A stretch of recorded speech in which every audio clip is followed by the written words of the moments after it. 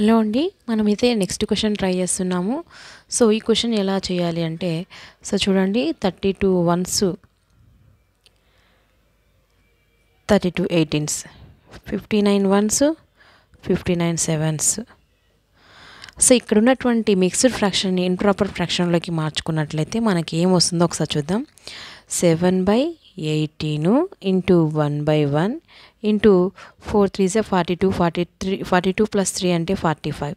So 45/14. So remaining మనం cancellation చేసేదానికి ఏమున్నాయంటే 7 1s 7 2s 9 2s 9 5s. So మిగిలింది ఏంటి, ఇంకా ఏం మిగిలి ఉన్నాయి ఒకసారి చూడండి. 5/2 into 2 that is equal to 5/4.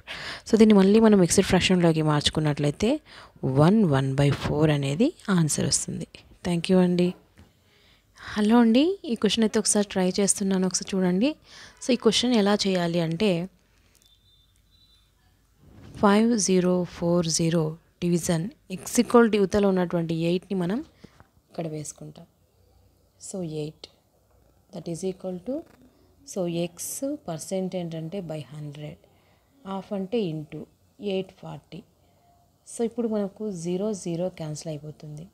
So 8 టేబుల్తో 8 1s 630 టైమ్స్.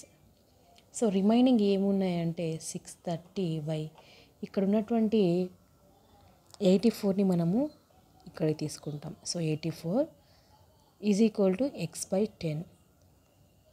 సో 84 1s 84తో 7.5 టైమ్స్ పోతుంది. సో నెక్స్ట్ ఏముంది అంటే ఎక్స్ ఈజ్ ఈక్వల్ టు, ఇక్కడ బై ఉంది కాబట్టి ఇంటూ అవుతుంది. So 7.5 into 10. So therefore x is equal to 75 అనేది ఆన్సర్ వస్తుంది. Thank you.